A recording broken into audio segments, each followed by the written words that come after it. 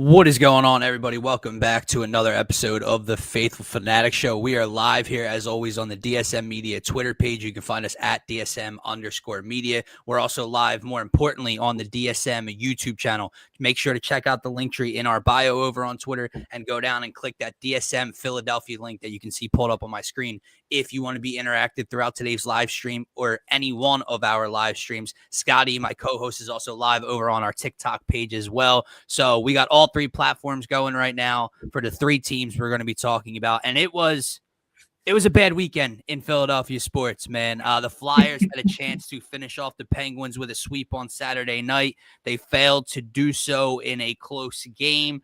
They then had a chance to go back to Pittsburgh last night and finish them off in 5 in a gentleman's sweep. They failed to do so in another close game. We are coming back for Game 6 in Philly tomorrow night. Very 2012s-ish series feel. Flyers went up 3-0 back then on Pittsburgh, came back 3-2 for Game 6, and they finished them off in Philly. So we'll talk about the confidence level heading into a Game 6 tomorrow night. The Sixers came home with a 1-1 tied series. Fought till the end on Friday night in Game 3 in Philly. We're not able to finish off the job against Boston. Joel Embiid returns. You think this just surge of energy is about to hit the locker room and hit the floor, and they get beat by basically 30 plus again, just like in Game 1 in Embiid's return. We're going to talk about those two games. Game 5, not Game 6. Game 5 tonight back in Boston. Is the season coming to an end in a few hours, or do the Sixers have any last fight in them?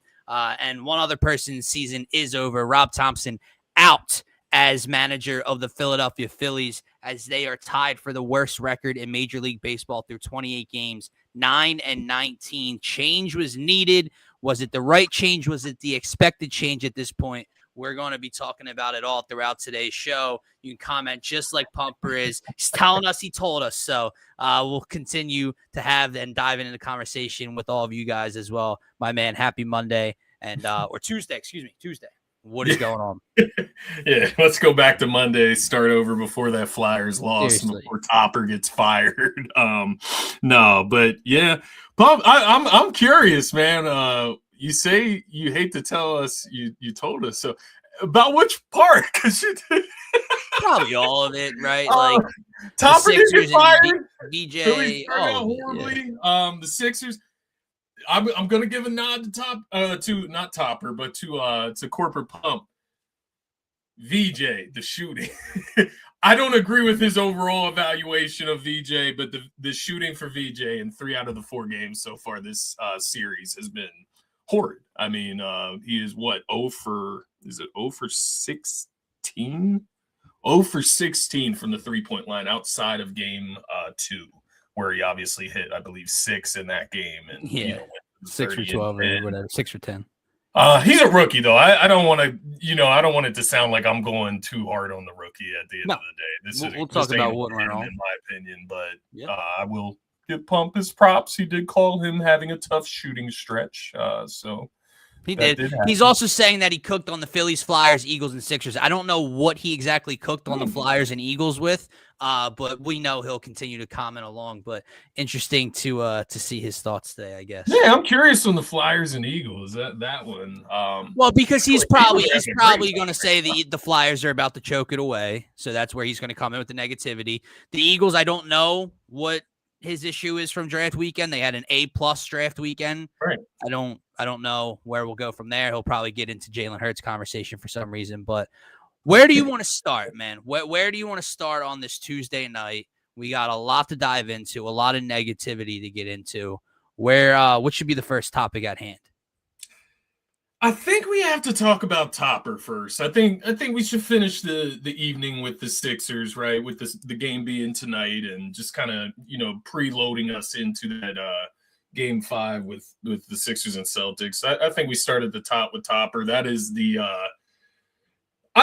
surprising. I don't know if it's surprising, right? It's more or less just the top story of the day, in my opinion, and I guess the biggest surprise of the day, right? Maybe not the biggest surprise in the world, but of the day. I'll throw it to you, man. Obviously, we've talked a bunch about the Phillies. We've cooled down about them the last couple of weeks with Obviously, Flyers picking up, Sixers playoffs picking up. But the Phillies also 1-9 in their last 10. What are they in the last month? I mean, 4-game sweep by the Cubs, 3-game sweep by Atlanta, 1-9 in the last 10. I can't remember what they are in the last month. They're 9-19 as a whole in the season, right? I think the Topper fell on the sword for others. I will throw it to you because I look to you for the baseball knowledge, for the baseball insight.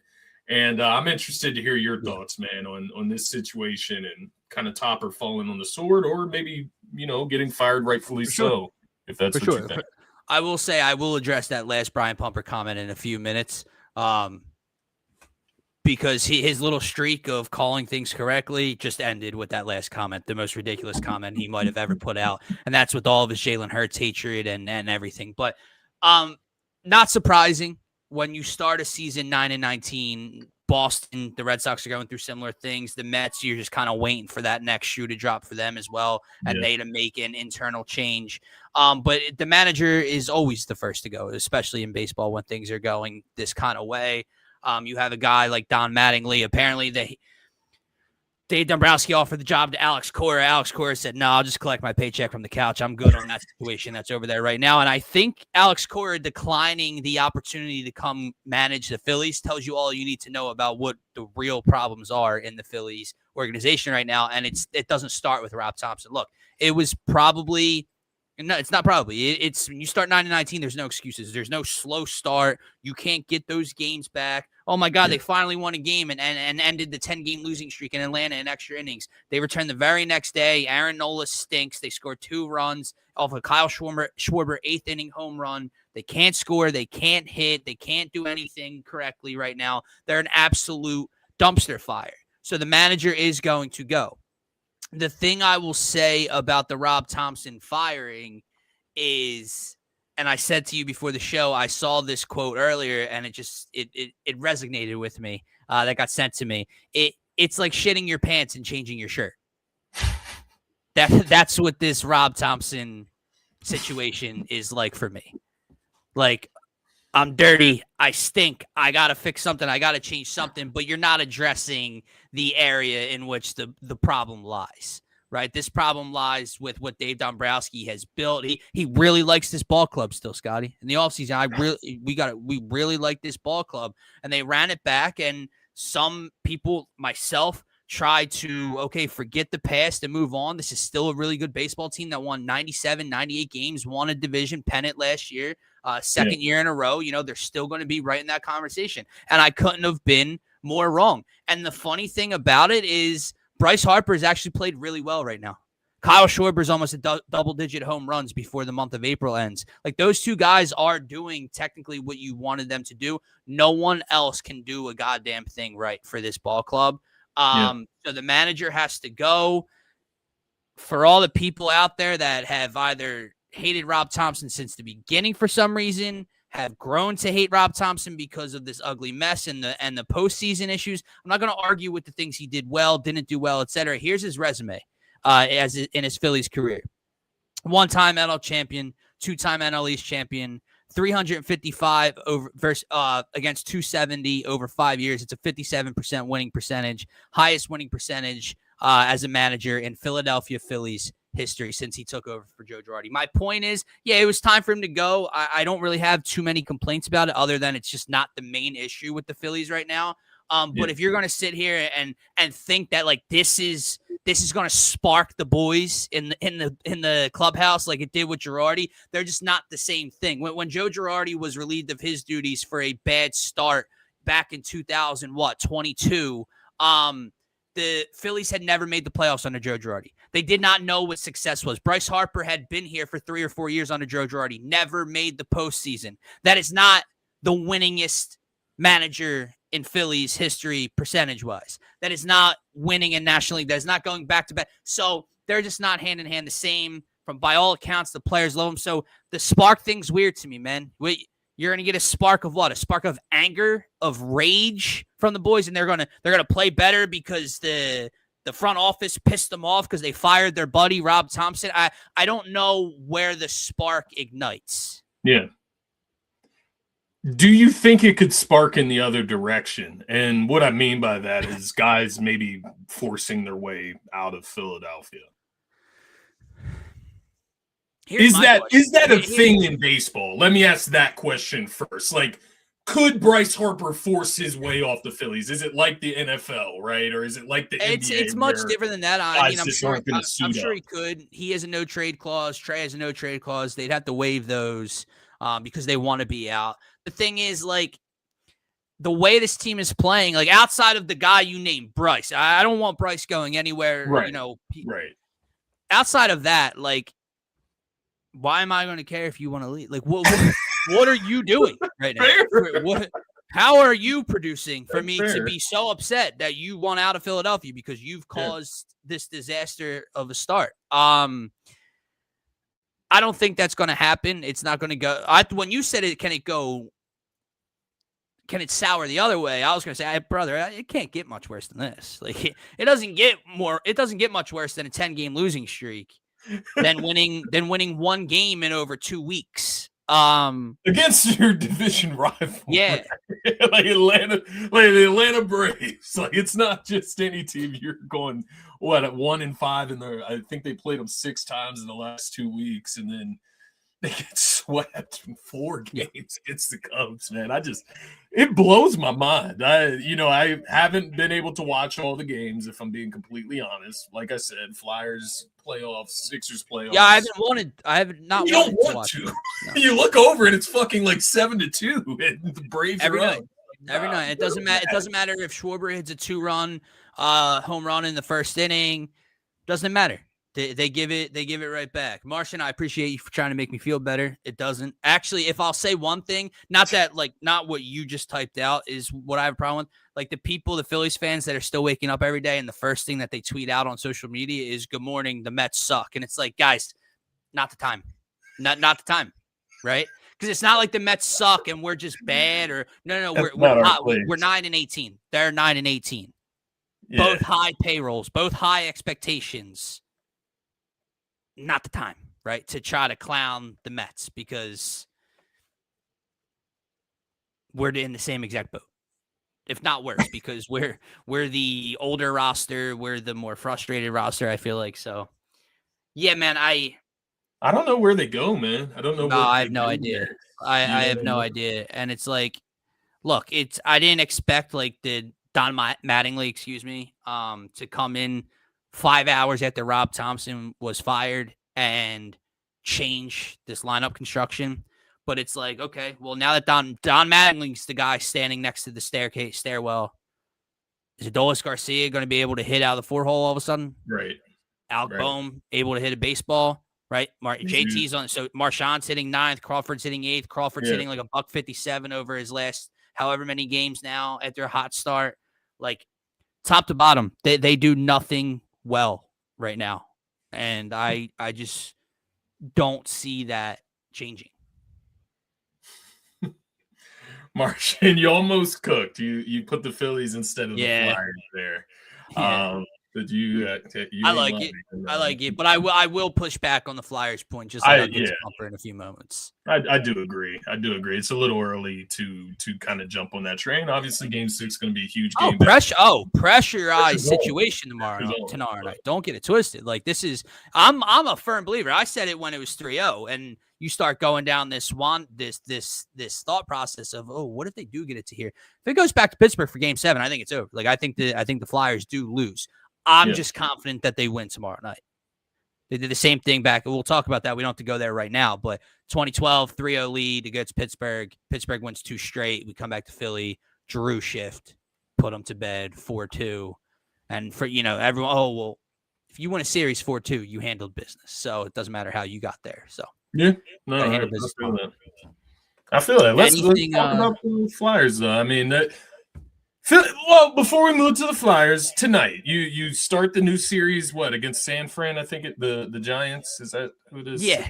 Is it tonight or is it tomorrow? Does that series start tonight? Tonight. They had an off day yesterday. Okay. So you got the San Francisco Giants. I believe it is in Philly, Citizens Bank Park. Jesus Luzardo's supposedly on the mound for the last time I checked. How are we feeling? Just moving forward, man. Like, what is your gut feeling on the team response? I guess is the best way to ask it. If you're asking me like a confidence level, I have no confidence that this team's just gonna, that spark's just gonna get them tonight. I will say they have to show something this series. Dave Dombrowski's future, right? Because he's the one that gets to sit behind the microphone with a job this afternoon. Dave Dombrowski's future relies on the next few series, in my opinion. I don't know if Middleton has the balls to go out and do that. People were questioning over the weekend, when's John Middleton going to make a change? Well, Rob Thomson made the change today. They made that change today, excuse me. Yeah. But like, all right, well, spark, right? Got to change, got to shake something up. What happens if they get swept by the Giants at home right now? What happens if they lose 6 of their next 7? What's Dave continue to get to do? Because that's where the problem is. Yeah, I don't know, man. I wish I had answers. That hurts, Martian. That hurts. We'll see how it. That hurts. Never be said again. Maybe now it'll be how many more, Don? How many more, Donnie? Sad though. It is sad with Topper. I mean, some people I guess hated him, but I don't know. We've had plenty of good times since Topper took the helm. So it's just odd to me to like you have to have a standard across the board. So to me, like if you're gonna hate Rob Thomson for certain reasons, well then you should not be a fan of Nick Sirianni's style and his good, because Nick Sirianni's whole background right now, like the only thing that pushes him up is their winning ways. Yeah. Right. He gets the most out of the team all the time. Like they make the playoffs every year. They've been to 2 Super Bowls. They won a Super Bowl. Right now, I get it. Like it's an elevated. They've won a Super Bowl. They've been to one more than Rob Thomson was the World Series. I'm not claiming like that. But like, if you were to ask, well, what does Nick Sirianni do well? Right. Well, I don't know. He wins. Well, Rob Thomson has the highest winning percentage in Phillies managerial history. So my point is, like, if you didn't like Rob Thomson, you shouldn't like Nick Sirianni. But same people will love Nick Sirianni and the Eagles and hate, Rob Thomson. It's just like, what are we doing? Like, there's just see in my head, I don't know. I feel like fans would walk Sirianni to the airport, man. I think there are fans that while would. You were saying that, like, I don't know, like Sirianni. It's a good discussion maybe for another day, but I don't know what Sirianni's like value, especially with Stout. And I don't know if you saw Boston Scott's like retweet of Stout's like clip on New Heights.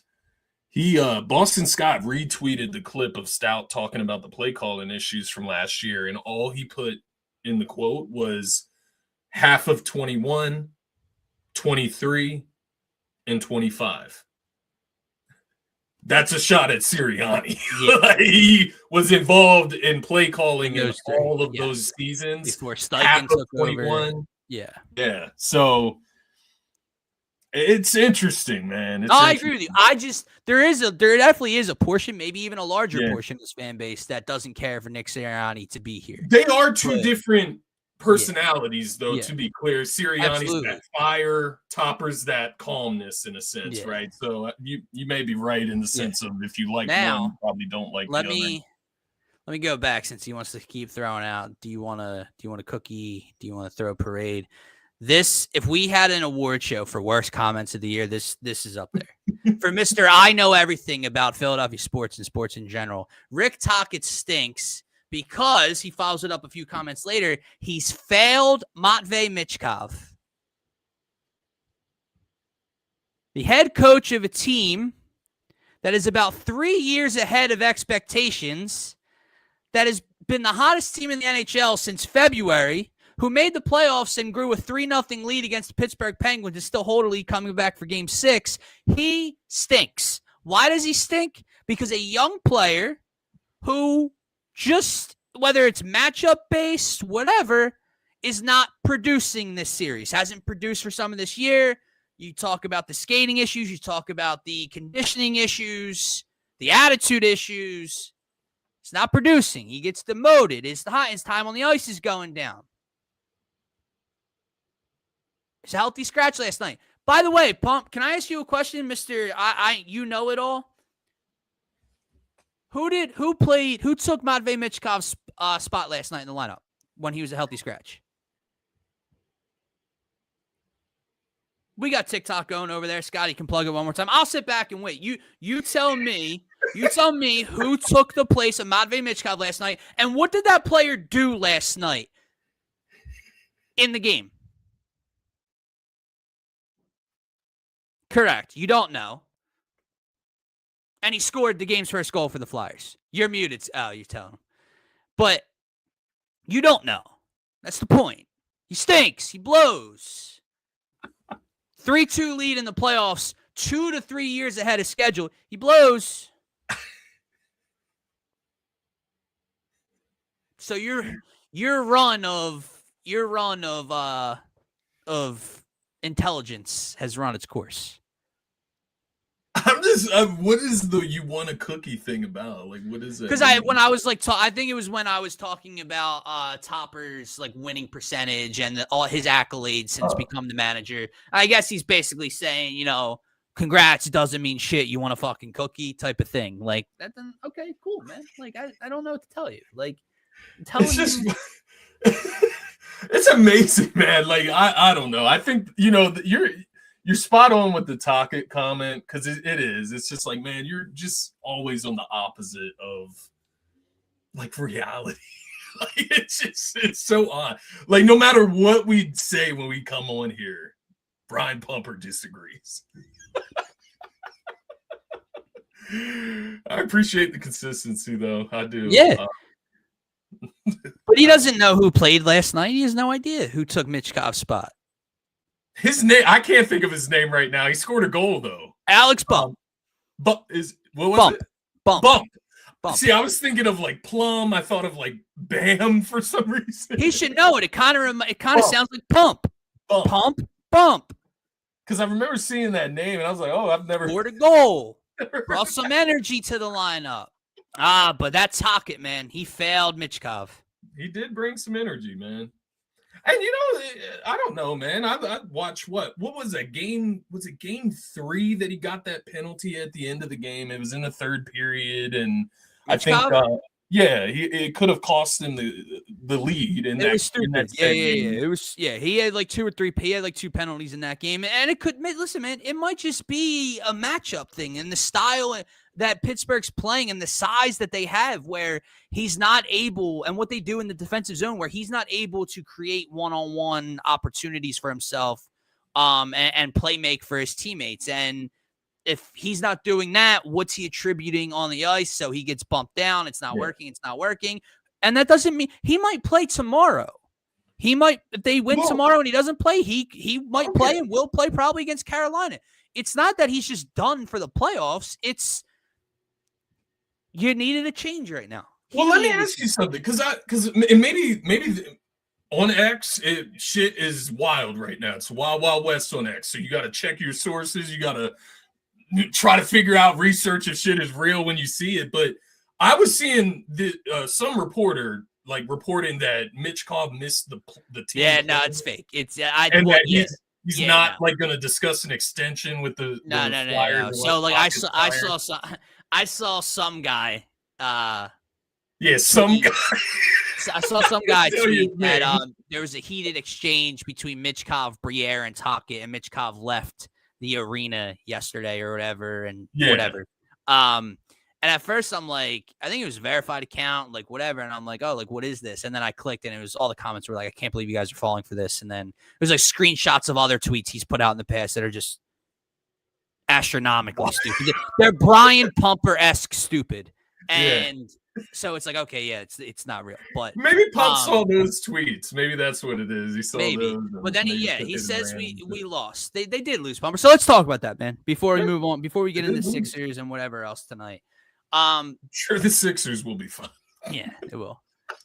Look, they lost game 4 at home on Saturday. And that was the game in this series of all 5 so far that Pittsburgh, I think, played their A game, played their best. And the Flyers probably played their worst. And look, the Flyers were sloppy in the defensive zone last night. We'll talk about all that. Couldn't clear the puck. It's what cost them 2 of the goals. Maybe possibly all 3. I can't remember, but 2 of them for sure. The power play goal to start, and then the luckiest goal in Pittsburgh Penguin history, the game winner that bounces off the back of the boards and then gets under Vladar's legs and he doesn't know. Yeah, I was gonna ask those both came from the Flyers not clearing the puck and turning the puck over in their own zone. But game 4, they were just bad all. I think it was the first time this series they let Pittsburgh get to what they wanted to do. And they let them do it early on in the game. And every time the Flyers did have an answer to cut the lead back to 1, Pittsburgh got right back to doing what they wanted to do. I don't want to speak out of – let me just make sure I want to get the shots correctly. So it was Vladar's worst game as well because Vladar had the play where he tried to play it and got it basically stripped and dunked in at that point. But I thought that was the game that the Flyers actually got beat up on. Last night obviously stings. It was an opportunity to put them away. But I thought the Flyers outplayed Pittsburgh for 80% of this game. It was so many self-inflicted wounds. It was so many self-inflicted mistakes. Like I mentioned in the defensive zone. The thing that's agonizing me the most right now, man, is how they're allowing Pittsburgh to set up in the Flyer zone 5-on-5. Yeah. When you watch the Flyers try to attack Pittsburgh 5-on-5, if and when they ever get 5-on-5 opportunities inside the blue zone,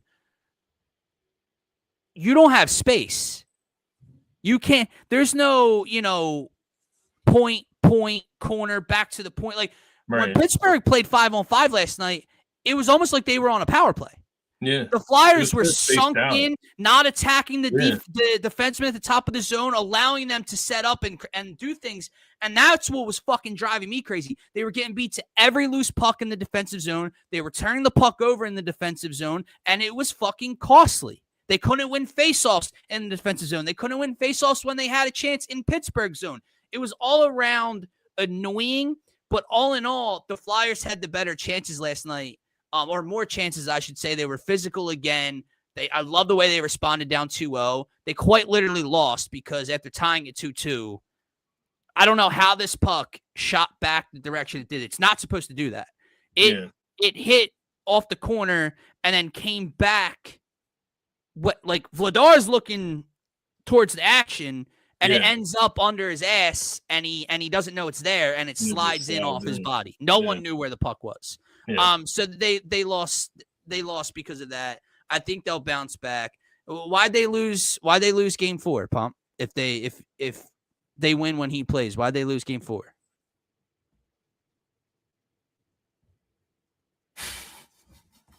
I'll wait again. It's all right. I just didn't know he was a big Mitch Kalm guy. Scotty, because it's the only name he fucking knows. It's the only Flyer he knows the name of. That's why. But Tocchet sucks. No, I'm with you, man. I think I did want to ask you. Do you think it's more? Is that more like just tightness because this is a younger Flyers team?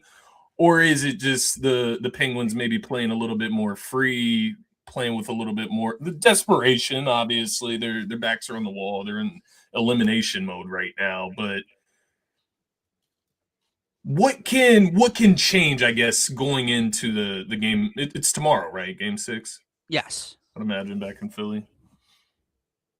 Yeah, what can change? They just can't be sloppy. One of the things they did really well in the first 3 games, all 3 wins, was if you noticed how aggressive they were on defense, how physical they were. And anytime Pittsburgh tried to pass the puck in the neutral zone to attempt to cross into Flyers territory, they were getting bodies on guys. They were deflecting pucks. They were intercepting pucks and taking it the other way for opportunities.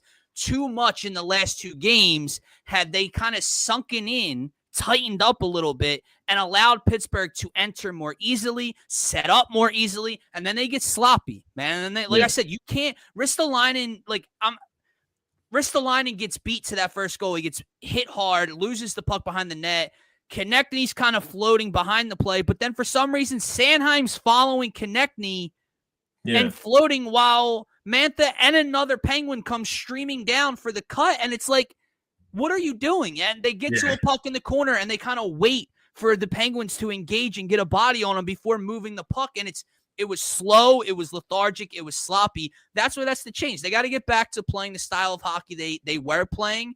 Vladar's made, not that he was at fault for that mistake last night, but he made the mistake in game 4.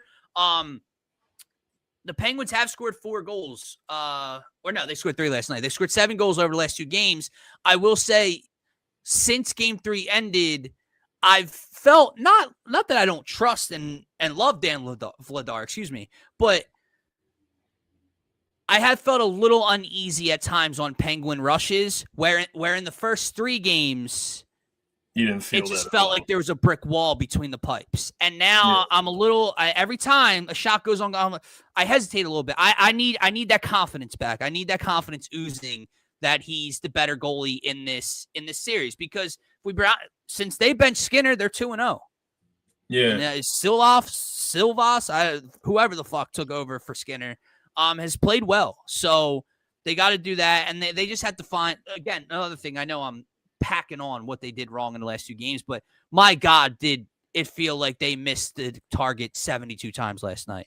Travis Konechny in the slot, Owen Tippett in the slot. Give Penguins credit for blocking a lot of shots as well, but even when they didn't get a body in front, the Flyers just whiffed, man. Zegras, I don't know if someone got a stick on it or Zegras whiffed on the breakaway opportunity at the end of the first period.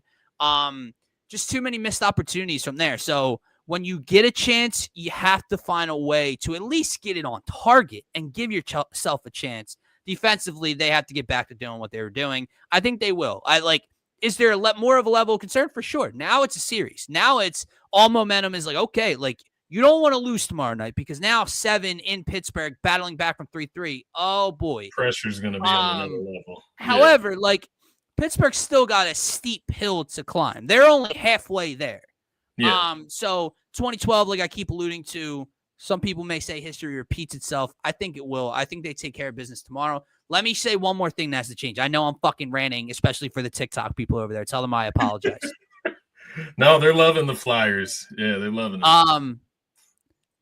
The officiating in this series. I was going to bring it up, but I didn't want to be that guy. I don't want to be that guy either, man. Especially in a sport as physical and as tough as hockey is and hockey players are. It's out of fucking control. And do you know there's a part nationally and in Pittsburgh that genuinely believe the Flyers are the dirtier team, and Flyers are getting calls? Let's just, as if the whole series hasn't been ridiculous, let's just go back to some of the times of last night. Let me think.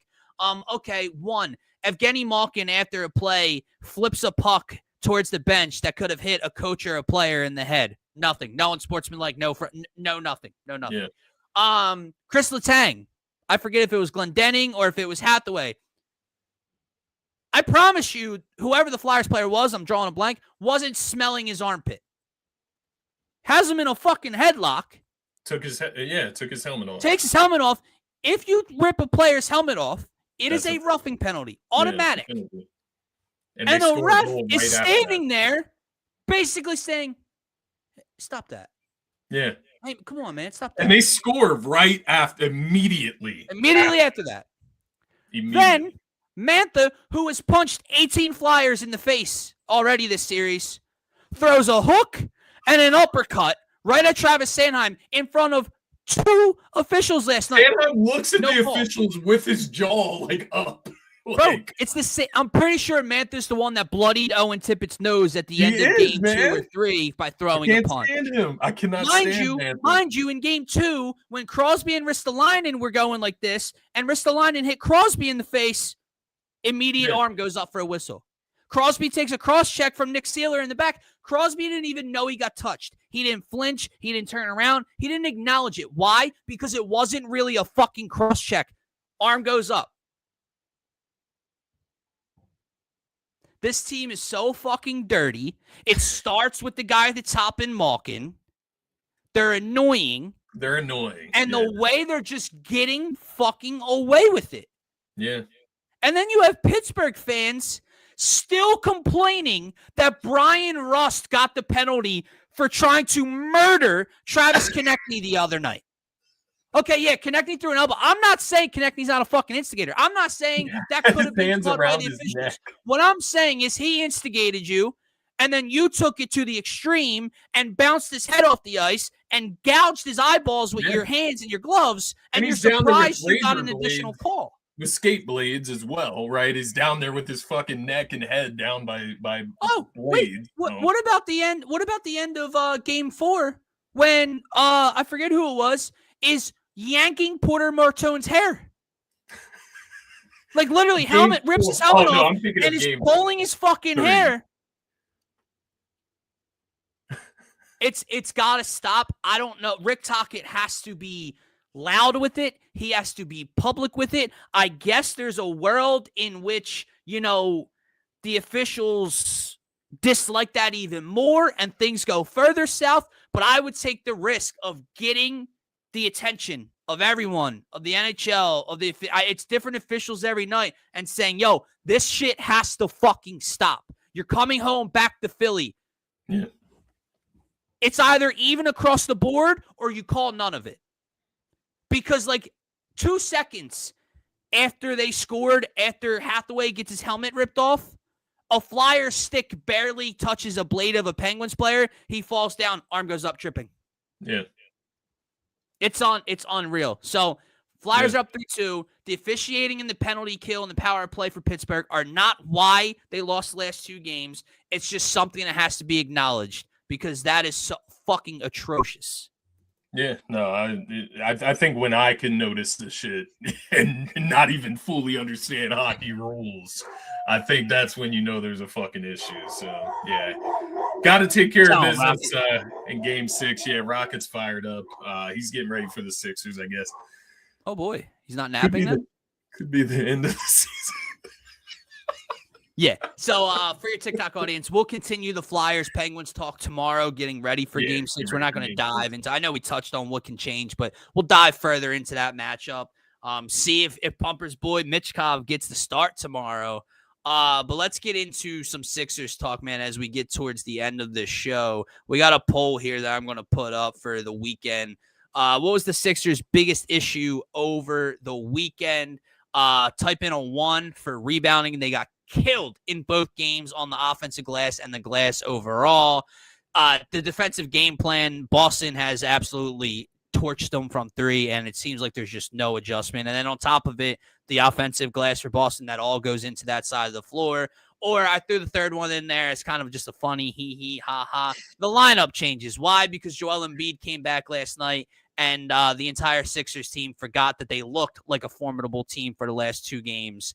And completely forgot the game of basketball and how to hoop. So people were out in full, with pitchforks and knives last night and torches. Scotty blaming that game on Joel Embiid. We'll dive into that as well. But where are you at, man? Do you want to start with the poll? Do you want to just get into the 2 losses and what really fucking took precedent as what's wrong right now?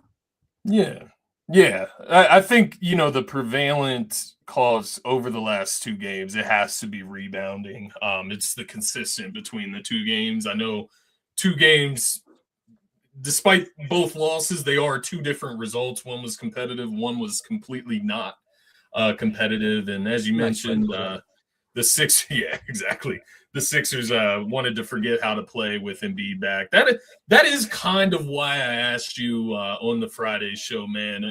And I knew that they wouldn't do it, but do you bring him off the bench? And it's not because of Embiid. It's because of the rest of the team and allowing them to find their groove before inserting Embiid back into the game. And once again, I'm not blaming Embiid for that. I'm not saying that Embiid needed to come off the bench because of Embiid. I'm just saying in the sense of what the Sixers just always seem to fall into when Embiid returns to the lineup.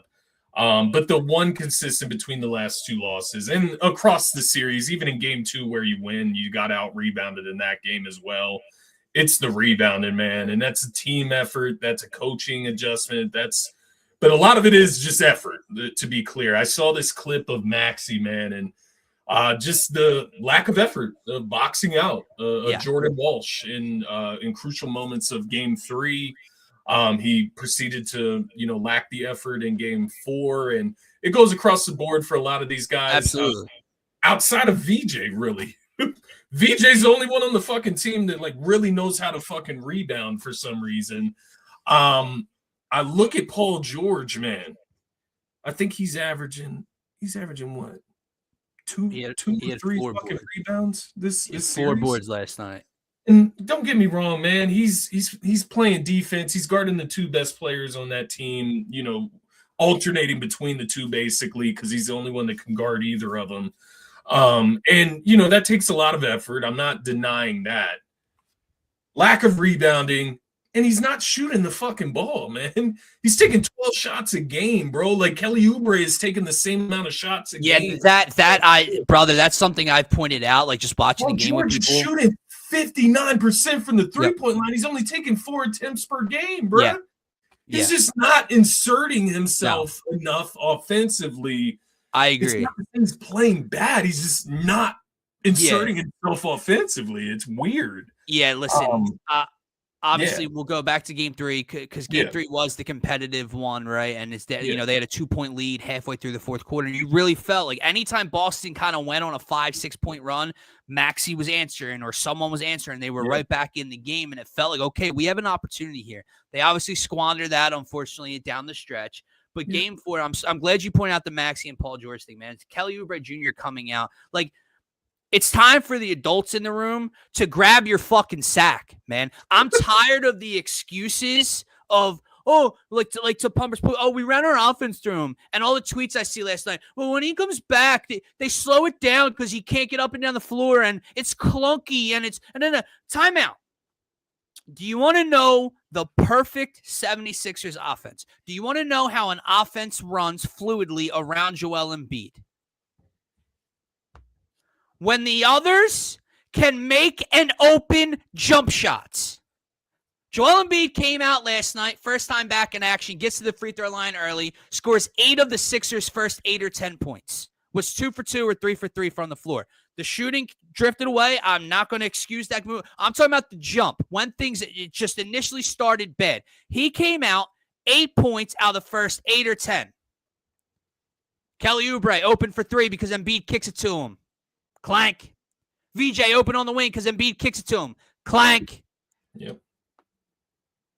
Player X open from 3 because Embiid kicks it to him. Clank. It's a fucking excuse to say, oh, it's his fault. Guys, do you understand how much attention and gravity he absorbs from just simply being on a basketball floor? He should be making their lives easier. And for some reason, when he comes back, they can't shoot the basketball the way they did the last 2 games. Yeah. And when I say grab your sack, Paul George, can't be taking 13 shots. And I'm glad the kid took responsibility, man. And I know he's still young. And I'm not trying to hate on him right now. 3 shots in the first fucking half? Oh, well, it's Embiid. Then why wasn't Kelly Oubre shy when he got the ball in his hands? Why was VJ taking a couple early threes when he got the ball and was open? For some reason, Tyrese hesitates when the big fella's next to him.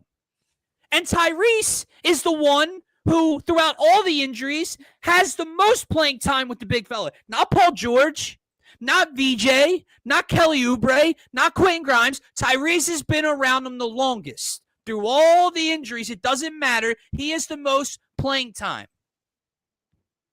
So why is he the one that takes the furthest seat back when Joel's playing? 2 for 3 can't happen. Well, it happened. In a pivotal Game 4, you did that. That's the frustrating part, man. Because, listen, props to you. You took responsibility. That's good that you're young. And the fact that you stepped up to the podium, cool. But you did that. Yeah. I don't need the apology after. We're down 3-1. But it's not because Tyrese just did that. I'm well aware of that, guys. I'm just saying Tyrese Maxey took 3 fucking shots in 24 minutes of basketball. Yeah. Yeah, I think it's an indictment on Nick Nurse as well, man. I think that's where it gets misconstrued on, blaming Embiid. It's not Embiid's fault that he comes back and gets fed constantly. I mean, there was a point in the game where he took like fucking I'm over exaggerating. It was like 6 or 7 shots in a row from the same fucking spot mid range and like missed them. And it's like you guys just keep going back to him after he just returned from injury. Like that's why I say it's got to be a Nick Nurse thing. It is partly Maxey as well. This stage in his career, being the point guard. I know he gets probably caught up in that mindset of getting guys involved. I mean, you got the motherfucker involved. Like he's involved. You can take some shots now. But I think also Nick Nurse being the leader in the room, the voice in the house, right? You got to go out there and you got to tell these guys, you got to organize these guys, coach them to do what you have the game plan set to do. And what did the game plan look like? It looked like feed fucking Embiid until you can't anymore. And I blame Nick Nurse, man, because that's something I said at the beginning of the season. You have Embiid, that's fine. It's not that you have to, change things up when Embiid set a play style that works for all of your players, right? It gets all of your guys involved. Maybe it's a faster paced play style. Maybe it's a more spaced out play style, whatever it is, man. But it just seems that the play style completely changes whenever Embiid is inserted back in the lineup, and it just shouldn't be that way at this stage in his career. And with the instability, with the injury concerns at this point, we should have this game plan orchestrating around the guys that are always there. And that's why, I say all of that, bro. I say all of that. Get a young coach in here, man. Get somebody with a younger mind, newer ideas. Get them in here this offseason, and maybe this gives away where I'm at, going into this game, but you lose like that in game 4, bro, at home. Embiid's returning. It's one of those things where, maybe they'll fuck around and win tonight because they're just really not fucking supposed to. It's kind of what we talked about on Friday. We had a viewer in here that was on the same page as me. Yeah. It's like the Sixers just, while you feel like they just never win those games like game 3 against a team like Boston. And, I feel that way tonight. Like it's kind of in reverse, right? There's no chance they should win in Boston. Boston should want to close this out tonight so they don't have to go back to Philadelphia. But, the Sixers, they do weird shit. But no, I do. I think the season is going to come to an end tonight. Let me say this. Take the Sixers out of it. Everything we just discussed, Embiid, Maxey, Nick Nurse, leadership struggles, whatever, game plan struggles. When the Boston Celtics are hitting them threes, there's not absolutely nothing you're going to do about it. Absolutely. And Peyton Pritchard, who had a slow first 2 games off the bench for Boston in Boston, showed up in Philly and decided he wanted to be a flamethrower again. Who's he yelling at in the crowd, man? I don't know. Who the fuck's he mad at? Like, is it Reggie Miller? Like, why? Like, I didn't understand who turned this man up. But it's hitting threes from like 5. It just shows the level of it. But all in all, the thing I'll say about Game 4 specifically, and where I don't want to just jump to Joel's defense, but it's like I said, guys, it would look good if the guys did their jobs and just made open jump shots. Hence, like when DeAnthony Melton went 1 for 9 or 1 for 8 in a game 6 against Boston from the corner. And hence when we never had guys that could shoot. And, because if Joel's dominating down low early and then he starts to create that attention and then he kicks out, well, if you're not making open threes or open jumpers and making them pay for all that attention, now they're really going to batten down the hatches against Joel. And so I hate that excuse from people. I agree with you on every Nick Nurse point, man. Like, what is your job, dude? Like, and then people get frustrated with the Joel like offense. Well, what was the game? Well, what's the offense without Joel? It's just ISO ball. It's just consistent isolation basketball. It's Tyrese Maxey's turn. It's VJ Edgecombe's turn. It's Paul George's turn. It's Tyrese Maxey's turn. Crazy, it's man. It's At ridiculous. The end of game 3, he went with a Paul George pick and roll, and it was working for I want to say 2 to 3 possessions in a row, and then they just completely went away from it. I agree. But the biggest thing, I do agree with you. The 3-point shooting from Boston, when they're shooting like that, and the discrepancy of your 3-point shooting, you're going to get buried like you did in game 4. Yeah. The rebounding is the hilarious thing to me because again, it is effort. 1,000% correct. Because I want you to go back and I want you to notice who is out rebounding the Sixers and who on the Sixers at the time are getting out rebounded. This has nothing to do about size, height, athleticism. At one point in time, the Sixers had Joel Embiid, 7 feet tall, Dominic Barlow at the 4, 6'10", Kelly Oubre on the floor, 6'7"-ish, Justin Edwards on the floor, 6'7" or 6'8". 4 guys, 6'7" or 6'8" on the floor. Yeah. Derek White, Sam Hauser, and Baylor Shireman were on the floor getting offensive rebounds. Yep. Not a single one of them bigger or more athletic than the guys on the Sixers. Paul George, 6'8". Just more active. More active, more heart, more energy, more want to. Yeah.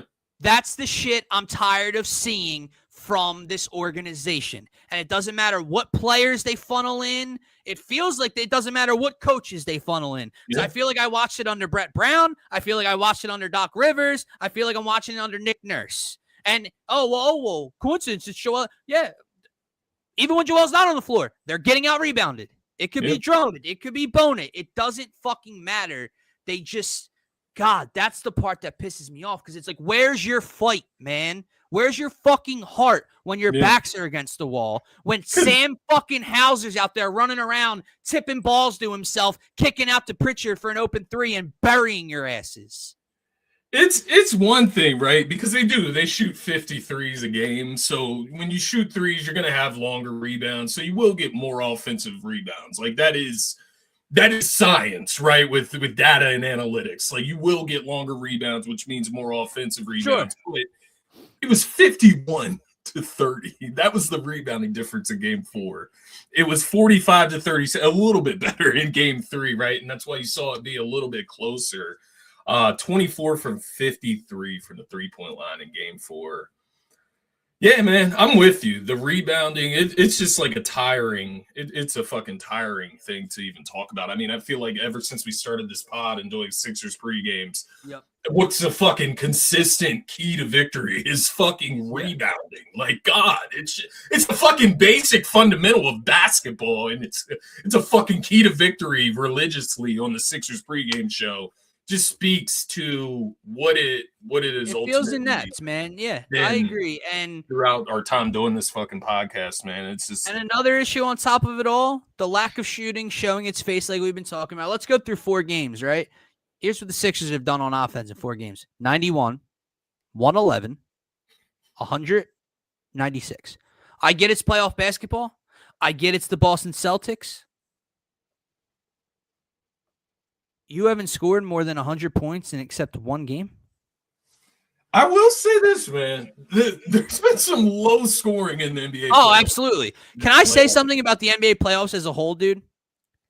I have not, just from a viewing standpoint and a gambling standpoint, I have not liked watching some of this shit, man. Like the score, because again, I get the intensity, I get the schemes and defense, and the film room is way different on in a playoff series than night-to-night basis. Everything that goes into it. So you might get scores here and there that are 98-94 randomly, but goddamn, dude, like every team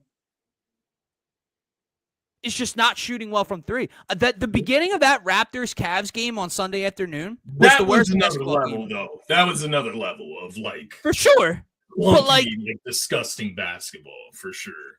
But it's been all around the NBA playoffs right now, and I know it sounds kind of dumb because people scream for more defense compared to all the points they score in the regular season. but I mean, yeah, I don't know. Also, watching the Magic do what they're doing to the Pistons is driving me up a fucking wall, man. It really is.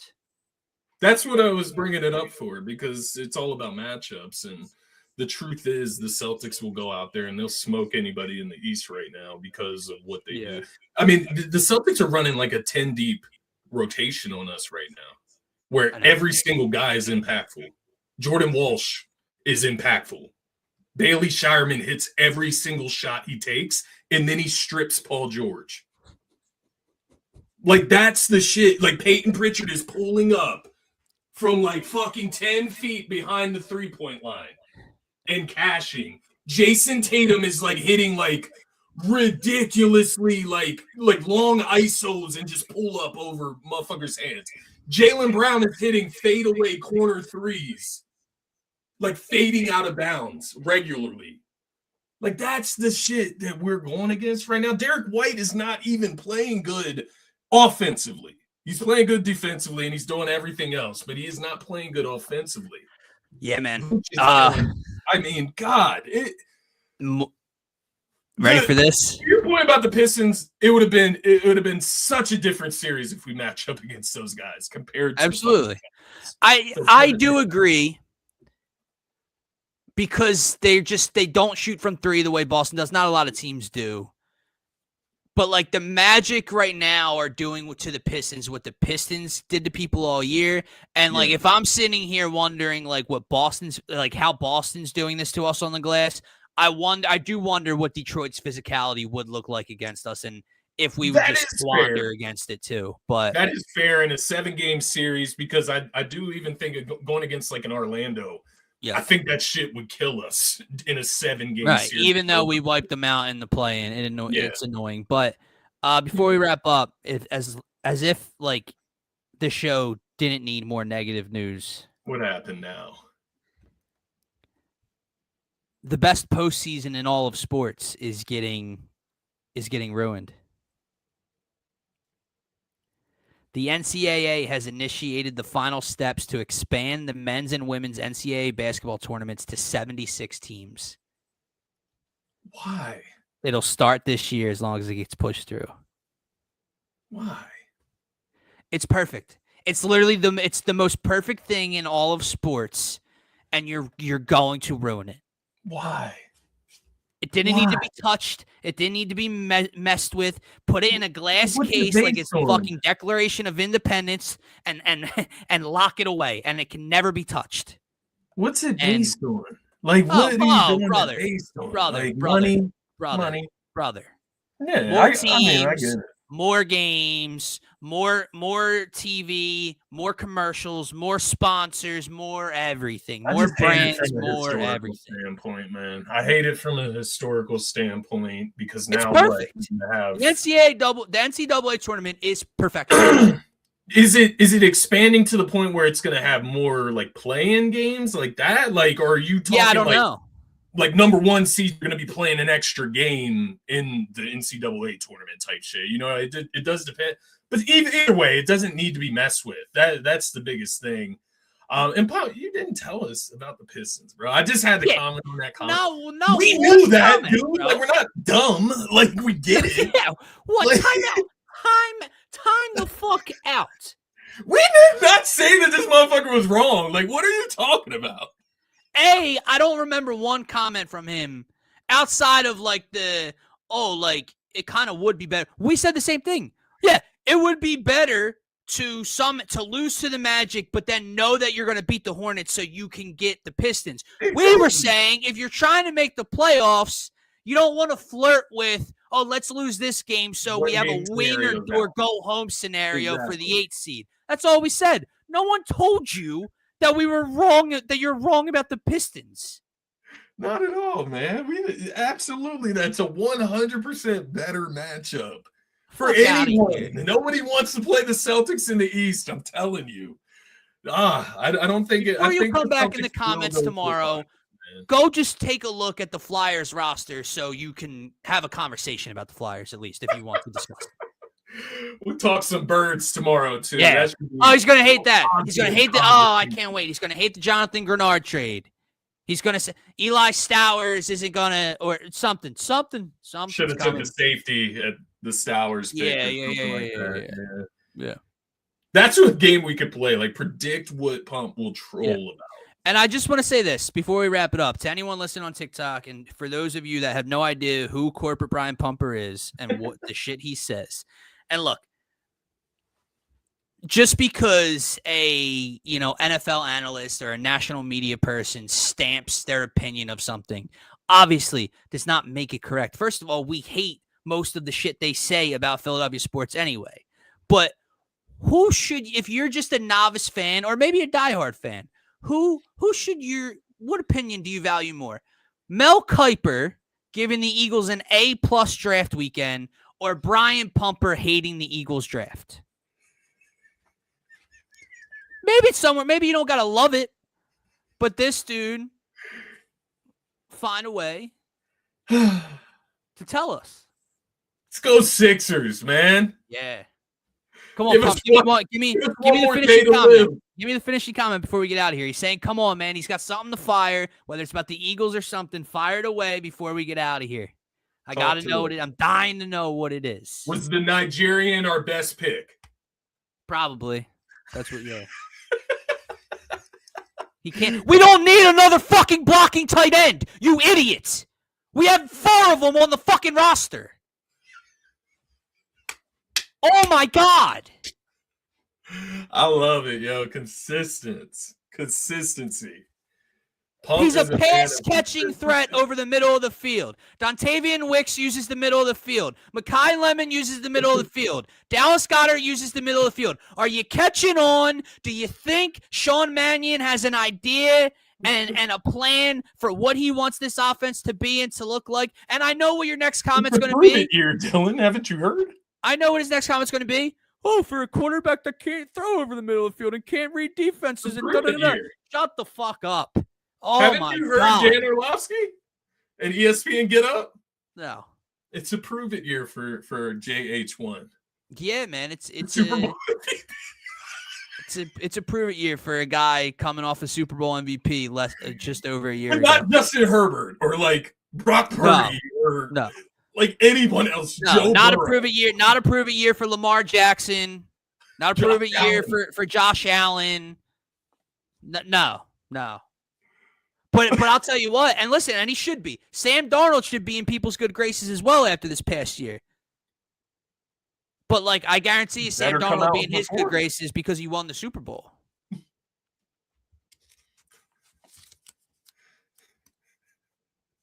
Yeah, man. You're right. They did draft another North Dakota State quarterback. Yeah. Can't in even like the remember 5th or 6th round. Yeah, because or something like I'm that. sure he's threatening to take Jalen's job. Maybe he's threatening to take Tanner's job or Andy Dalton's job. I did see a report that Tanner would be traded in the next couple of weeks. Yeah. Well, Pump, I'll do you a favor, man. Over the next couple of days, I'm not going to say by tomorrow because I don't have the time for it with the Sixers coming on tonight and tomorrow. Over the next couple of days, I'll put together a little montage of all of Jalen Hurts' throws over the middle of the field. How about that? How about his hitch routes to Smitty? How about his throws over the middle to Goddard in the Super Bowl a few years ago in 22? How about his touchdown pass to Goddard versus the Saints 2 years ago on 4th and 20 or whatever it was? And this is literally just off the top of my mind. Or do you think, Pumper, maybe the play caller just didn't use the middle of the field? Do you think that had anything to do with it? Not the Super Bowl MVP, though. He can't use the middle of the field. He can only throw to the boundary. That's what he only does. But I've had enough for corporate Brian Pumper tonight. We're going to get a fired up JH this upcoming season, man. We're going to get a fired up one. I appreciate all the haters, honestly. It just keeps them fueled, keeps them motivated. Me too. We appreciate you. Give the TikTok crowd one last pointer. It actually cut me off. I think we went too long on TikTok. It cut me off. Did have somebody by the name of Mohammed. He said, "Can we make cloths for your brand?" Reach I'm a on out, buddy. manufacturing company in Pakistan, bro. High quality production in the world. So maybe we can get some DSM threads out there. If it's real, we got it. If it's real, I'm in. Yeah. No, we got some viewers over there though. TikTok's always fun. Trying to grow over there, trying to grow over here, trying to grow everywhere, man. We'll get this stuff out as far and widespread as we can. So keep it pumping. All the way to Pakistan. All the way to Pakistan. Hey, TikTok connecting us to the world. I like it. I like it, man. Nice. YouTube should as well. So, guys, if you are new to the channel, if you want to argue with corporate Brian Pumper in the comments, if you want to watch me lose my fucking mind and yell at corporate Brian Pumper, make sure to check out the YouTube link specifically. You can follow us on Twitter first at DSM_media. You can follow us on TikTok at DSM-Media, all lowercase. But subscribe. It's the most important spot. And best spot, only spot to get your thoughts, comments, and questions. Pull it up with us. Enjoy the rest of your night. Go Sixers, and we will be back live tomorrow breaking down Game 5, talking more Flyers, and talking Eagles.